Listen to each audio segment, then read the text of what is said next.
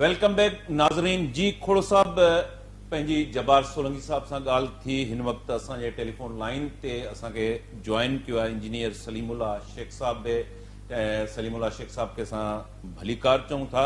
खोड़ साहब, इंजीनियर्स जे जेके मुख़्तलिफ़ मसइला आहिनि, 48 साल गुज़री चुका। तव्हां ॻाल्हि कई सर्विस स्ट्रक्चर जी, प्रोमोशन जी, टेक्निकल अलाउंस जी, प्राइम मिनिस्टर जेको आहे फैमिली पैकेज उनजी ॻाल्हि कई। ऐं सोलंकी साहब चयो त जेके इलेक्शन कॉन्टेस्ट कनि था उहे वाइदा कनि था, 3 सालनि में पोइ उहो पॉलिटिकल उन्हनि ते प्रेशर अचे थो, इन्फ्लुएंस अचे थो, करप्शन जी एलिमेंट जी बि पाण ॻाल्हि कई, उहे पैसा ठाहे वञनि था त पाकिस्तान इंजीनियरिंग काउंसिल जे जेके वोटर्स आहिनि उहे वोटर्स में अवेयरनेस न आहे, उन्हनि खे सम्झनि नथा, वोट जो प्रॉपर सही इस्तेमालु नथो कयो वञे। कंपेन में छा कंपेन जो हूंदो आहे त उहे इंजीनियर्स वटि डोर टू डोर वञनि था, जिते उहे कंपनीज़ में कमु कनि था उन्हनि सां राब्ता कनि था। हीअ जेका इंटरफेरेंस जी ॻाल्हि थिए थी पई पॉलिटिकल, त उहो मामिलो छा आहे? बेसिकली थींदो ईअं ई आहे जीअं आम इलेक्शननि में तव्हां ॾिठो हूंदो त कार्नर मीटिंग्स थींदियूं आहिनि, उते वॾा वॾा खाधा थींदा आहिनि ऐं उन खां पोइ माण्हू जेको आहे बसि इहो ई थींदो आहे। ईअं बि मुंहिंजी इहा अपोज़िशन हूंदी आहे त इंजीनियर्स लाइ जेके आहिनि तव्हां उते घुरायो था, मैनिफेस्टो ॾियो था, पर उन सां गॾु गॾु जेके इंजीनियर्स उते अचनि था उन खां बि पुछो त उनखे कहिड़ा मसइला आहिनि ऐं उन खां पोइ अचो त उहे छो सिर्फ़ु इहो इंजीनियर्स जो इहो कमु न आहे त सिर्फ़ु उहो वॾो मानी खाई वञे ऐं उन सां थिए, इहा न आहे। इंजीनियर्स जी डिमांड जेका आहे उहो ई जीअं मूं पहिरें में ॿुधायो त अनएम्प्लॉयमेंट आहे वॾे में वॾी, टेक्निकल अलाउंस आहे जेको 1.5 बेसिक सैलरीअ जो आहे, उहो अञा ताईं केतिरनि इदारनि में इम्प्लीमेंट न थियो आहे। ऐं जेको अचे थो उन खां पोइ सर्विस स्ट्रक्चर इम्प्लीमेंट बि न थियो आहे ऐं टाइम स्केल प्रोमोशन बि नथा थियनि। ऐं वॾे में वॾो उन खां पोइ जेको अचे थो त बिलो BPS 17 जेके इंजीनियर्स कमु करण ते पंहिंजे माली ऐं ख़ानदान जे मसइलनि जे करे, फाइनेंशियल इशूज़ जे करे उहे करण ते मजबूर आहिनि। असांजो इनस जे हवाले सां इंजीनियर डॉक्टर सरोज हशमत लोधी साहब सां इहा ई कमिटमेंट थी आहे त इहा शइ इंशाअल्लाह तव्हां रिज़ॉल्व कंदव त अॻिते तव्हां सां असां गॾु। इंजीनियर सलीमुल्लाह शेख साहब सां ॻाल्हायूं था। शेख साहब, अवां कीअं ॾिसो था पाकिस्तान इंजीनियरिंग काउंसिल जी इलेक्शन? ज़ाहिर आहे त उनमें पॉलिटिकल इन्फ्लुएंस बि हूंदो, पैसो बि हलंदो हूंदो, प्रेशर बि ईंदा हूंदा। ही डिमांड्स जेके इंजीनियर्स जूं आहिनि जंहिंजो पाण ज़िक्र कयो, अनएम्प्लॉयमेंट खां वठी करे service structure, promotion, technical allowance, prime minister family package, आख़िर ये मसला हल छो कोन था थियनि? महिरबानी सर, मां त पहिरियों सर आवाज़ अचे थी? जी जी जी जी सर महिरबानी, थैंक यू सो मच मूंखे तव्हां इनवाइट कयो ऐं मां पंहिंजा ओपिनियंस शेयर कंदुसि तव्हां सां। हेलो जी जी जी कंटिन्यू कयो, तव्हांजो आवाज़ ॿुधण में अचे पियो। अच्छा, हाणे सर पहिरियों त पाण इशूज़ ते डिस्कस कंदासीं। हाणे मां हिकिड़ो प्रोफेशनल इंजीनियर आहियां, ठीकु आहे सर? ठीक ठीक। हाणे पहिरियों त पाकिस्तान इंजीनियरिंग काउंसिल में एतिरो सिस्टम ख़राब थी चुको आहे त जेको 2007 खां वठी उन्हनि 17 सिटी पॉइंट यंग इंजीनियर्स लाइ रखिया आहिनि ऐं उन्हनि जो क्राइटेरिया एॾो मुश्किल आहे। उनजो EPE एग्ज़ाम आहे, उन खां पोइ जेको आहे उनजो इंटरव्यू थो वठो वञे, उन खां पोइ उहो प्रोफेशनल इंजीनियर थो थिए, उन खां पहिरियों न हुयो इहो। ठीक। अच्छा, Pakistan engineering council actually engineers जी न रही आहे, या कॉन्ट्रेक्टर्स माफिया उन ते हाईजेक करे छॾियो आहे उन ते। अच्छा, ही जेको बि इशूज़ जी ॻाल्हि कंदासीं त टेक्निकल अलाउंस आहे, सर्विस स्ट्रक्चर आहे, या ॿिया जेके इशूज़ आहिनि। हाणे उन में जेको आहे असां प्रोटेस्ट बि कयासीं। असांजो जावेद सलीम कुरैशी साहब चेयरमैन साहब, उहो पाण मींहं जी मौसम लॻी पई, मींहुं पियो वसे, गोॾे जेतिरो पाणी हुयो त असां प्रेस क्लब ते प्रोटेस्ट कयोसीं, असां पाण अरेस्ट बि थियासीं। हाणे मां उन वटि एक्सपीरियंस, हाणे मां सुपरडेंटेंट इंजीनियर आहियां। ठीक ठीक है सर? ठीक। त उन वक़्तु आवाज़ जी जी कंटिन्यू कयो सर, तव्हांजो आवाज़ अचे पियो। हाणे असां CM साहब खे बि हुते रिक्वेस्ट कईसीं त असांखे टेक्निकल अलाउंस ॾिनो वञे, लेकिन असांखे सिंध प्रोविंस खे टेक्निकल अलाउंस न मिलियो। हालांकि KPK में मिली वियो, पंजाब में मिली वियो, आज़ाद कश्मीर में मिली वियो, न मिलियो त सिर्फ़ु फिल्म जे इंजीनियरनि खे वीचारनि खे न मिलियो। हाणे तव्हां ॾिसो हिकिड़ो ग़रीब इंजीनियर, सैलरी जो इंजीनियर, उहो वीचारो 40-50 हज़ार जी सैलरी में उहो कीअं सर्वाइव करे? बिजली जा बिल, यूटिलिटी बिल्स आहिनि, एजुकेशन आहे ॿारनि जी, अगरि घर जो किरायो आहे त उहो कीअं? हाणे इहे टेक्निकल अलाउंस खां सवाइ इंजीनियर ॾुकड़ियल आहे, बिल्कुलु परेशान आहे। अच्छा, इन में ॿियो इशू वठूं सर्विस सेक्टर जो। हिकिड़ो इंजीनियर 16 ग्रेड में 17 ग्रेड में 20 साल कमु थो करे, हुनजी प्रमोशन नथी थिए। ऐं ॿियो इशू इहो आहे त सेक्रेटरी जेको आहे, जेको नॉन इंजीनियर आहे टेक्निकल, उहो CSP ऑफिसर थी करे उहो असांजे मथां हेड आहे। हालांकि चइण इहे खपे त इंजीनियर हुजणु खपे secretary, head of the department.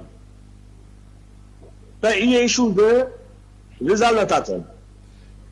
Sheikh साहब, जेको तव्हां कॉन्ट्रैक्ट माफिया जी ॻाल्हि कई, पॉलिटिकल इंटरफेरेंस बि आहे, इन खां पहिरें बि असांजी सोलंकी साहब सां ॻाल्हि थी, या खोड़ो साहब हिते स्टूडियो में मौजूद आहिनि। कॉन्ट्रैक्ट जेका ही माफिया आहे, उन कॉन्ट्रैक्ट माफिया जे अंदरि पाण जेको आहे प्रीवियस जेके पैनल आहिनि, उहिदेदार आहिनि, नजीब हारून जो ज़िक्र कयूं, अब्दुल कादिर शाह मुसलसल जेको आहे इलेक्शन विढ़ंदो रहियो आहे, कामयाब बि थींदो रहियो आहे। त कॉन्ट्रैक्ट जेका माफिया आहे, छा पूरी इंजीनियरिंग काउंसिल जी इलेक्शन जेका आहे उनखे ख़रीद करे वञे थी पई, उहिदेदार विकामजी वञनि था पिया, त पोइ वोटर्स जेके आहिनि उनमें उन्हनि खे बार बार वोट छो ॾियनि था उन्हनि खे? त उहो को अहिड़ो पैनल आणनि जेको उन्हनि जा डिमांड्स जेके आहिनि उहो पूरो करे। सर, तमामु बहितरीन, it's a very interesting question, तमामु बहितरीन सवाल तव्हां पुछियो आहे। हाणे मां तव्हांखे ॿुधायां त तव्हां नजीब हारून जी ॻाल्हि कई, ठीकु आहे, मां हुनजी दिलि सां इज़त थो कयां, पर एज़ अ इंजीनियर पुछो त हू कॉन्ट्रेक्टर हो, ॾिसो MNA सिटिंग MNA हो, हुन कंटेस्ट कयो, हाणे उहो खटी वियो, छा हुयो, उहा तव्हांजे साम्हूं सॼी कहाणी आहे, स्टोरी सॼी आहे। ऐं हुनजी का कंपनी आहे, प्रिंसिपल का अहिड़े नाले जी कंपनी आहे। हाणे मूंखे ॿुधायो, कॉन्ट्रेक्टर्स अगरि इंजीनियरिंग काउंसिल में कंटेस्ट कंदा त तव्हां मूंखे ॿुधायो त कॉन्ट्रेक्टर माफिया एग्जिट न कंदी त केरु कंदो? Actually Pakistan engineering council engineers लाइ आहे। नजीब हारून जेको आहे, तव्हां ॾिसो त हुनजी पंहिंजी कॉन्ट्रेक्टर जी पंहिंजी कंपनी आहे। वरी तव्हां ॿियो ॾिसो त वकील नज़ीर जी पंहिंजी आहे। अहिड़े हिसाब सां हर कंहिंजो पंहिंजो पंहिंजी हिकिड़ी कंपनी आहे। इंजीनियर त अहिड़ो हुजणु खपे जीअं मां आहियां, सुपरिटेंडेंट इंजीनियर आहे, या को प्रोफेशनल इंजीनियर आहे, या को अहिड़ो कमु पियो करे इंजीनियर, कॉन्ट्रेक्टर जे हिसे सां न करे। त हाणे जॾहिं कॉन्ट्रेक्टर कंटेस्ट कंदो ऐं पाकिस्तान इंजीनियरिंग काउंसिल लाइ, त उहो कॉन्ट्रेक्टर जी लॉबी जे उनजे फेवर में, उनजे इंटरेस्ट लाइ कमु कंदो। बिल्कुलु बिल्कुलु शेख साहब, पोइ तव्हां वोटर्स जेके आहिनि, हिन वक़्तु तव्हां कहिड़े पैनल खे सपोर्ट करे रहिया आहियो? सरोज लोधी साहब जो नालो जेको आहे उहो अचे पियो, सलीम साहब जो नालो अचे पियो। छा ही जेको पैनल आहे उहो प्रोफेशनली ही इंजीनियर्स जो पैनल आहे, या जीअं तव्हां ॻाल्हि कई नजीब हारून जी, त उनजी पंहिंजी कंपनी आहे, उहे पाण कॉन्ट्रेक्टर खे सपोर्ट कनि था पिया? त हिन पैनल जे बारे में जेके जंहिं पैनल खे तव्हां द इंजीनियर्स प्रोग्रेसिव खे सपोर्ट कयो था, इहो प्रोफेशनली कीअं आहे? सर, इहो बिल्कुलु प्रोफेशनल इंजीनियर्स आहिनि। जावेद सलीम कुरैशी साहब हमेशा अच्छा, उन टेक्निकल अलाउंस तव्हां ॾिसो त केॾे में मिलियो, केॾे टाइम में मिलियो। टेक्निकल अलाउंस कैपिटल में मिली वियो, 2018 में मिली वियो, ऐं उहो पंजाब में बि मिली वियो, ऐं आज़ाद कश्मीर में बि मिली वियो। जेको टेक्निकल अलाउंस वर्ड आहे, इहो जेको टर्म आहे, इहो जावेद सलीम साहब ई इंट्रोड्यूस करायो आहे, जेको दीप इंजीनियर्स पाकिस्तान जो चेयरमैन आहे, TEP जो। अच्छा, हाणे इहो जी सर जी कंटिन्यू कयो साईं। हाणे इहो साईं प्रोफेशनल इंजीनियर, उन खां पोइ अॻे छा थींदो मां तव्हांखे ॿुधायां। अॻे इलेक्शन थींदी न हुई, नॉमिनल थींदी हुई। कीअं हूंदो त पहिरियों साईं अब्दुल कादिर शाह जे दौर में, या साईं इलाही बख़्श टीमरे जे दौर में तव्हां शुरू में हलिया वञो 10 साल पहिरियों, त उन वक़्तु लिफ़ाफ़ो कल्चर हूंदो। इंजीनियर ड्राइंग रूम में वेही लिफ़ाफ़ो फिलअप करे वोट ॾेई हलिया वेंदा हुया, ऐं उहो इलेक्शन में काउंट आहे। पोइ उहो चवंदा, बाबा तव्हां चेयरमैन नॉमिनेट थी वियो, वाइस चेयरमैन नॉमिनेट थी वियो, बाबा मुबारकूं, चेयर मुबारक, बस फाइनल। हाणे जावेद सलीम कुरैशी साहब जीअं आयो, उन ऑनलाइन बैलेटिंग स्टार्ट कई सर। खोड़ साहब जी तव्हां सिलेबस जी ॻाल्हि कई त पाकिस्तान इंजीनियरिंग काउंसिल तव्हां डिमांड्स रखियूं मुख़्तलिफ़ इंजीनियर्स जूं उन जे लाइ त उहे स्ट्रगल कनि था पिया त पाकिस्तान इंजीनियरिंग काउंसिल उहो जेको सिलेबस आहे पुराणो फरसूदा ऐं उहो टेक्नोलॉजिकल एतिरो एडवांस बि न आहे उन सिलेबस जी तब्दीली लाइ पाकिस्तान इंजीनियरिंग काउंसिल छा कयो आहे?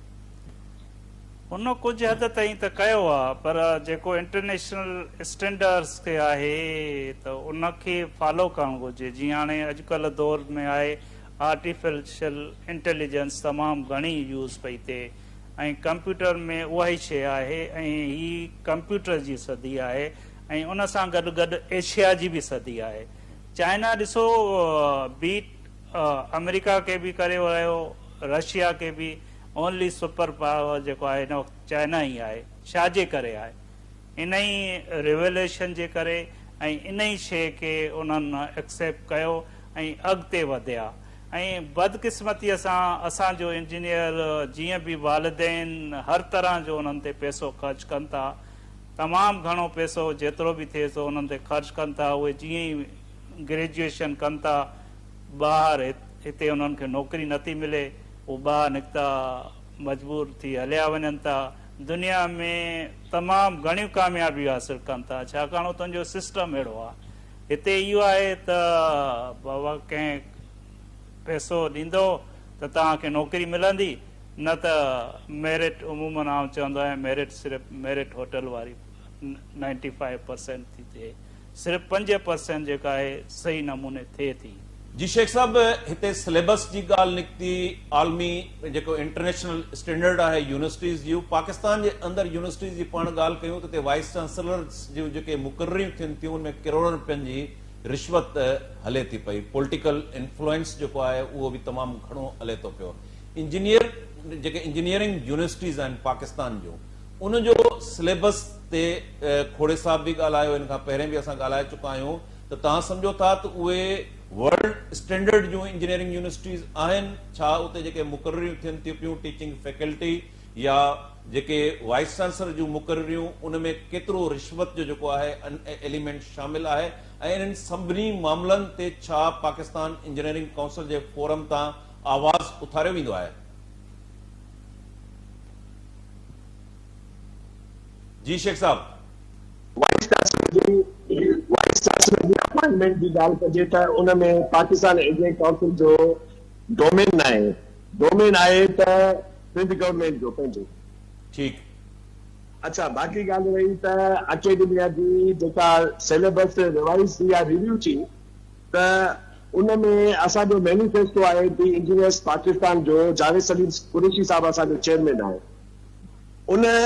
उन हिकिड़ी ॻाल्हि कई आहे यंग इंजीनियर्स लाइ एकेडमिक पॉइंट ऑफ व्यू त रिव्यू ऑफ एकेडमिक ऑपरेशंस, यानी जेके बि असांजा न्यू डिग्री प्रोग्राम्स हूंदा उहे लॉन्च कया वेंदा ऐं ॿियो त इंडस्ट्री ऐं जेको आहे एकेडमिया जी लिंकेज कई वेंदी त जीअं उन्हनि खे पेड यंग इंजीनियर्स खे पेड इंटर्नशिप ॾिनी वञे ऐं उन्हनि खे पोइ जेको आहे उहे जॉब वठी सघनि।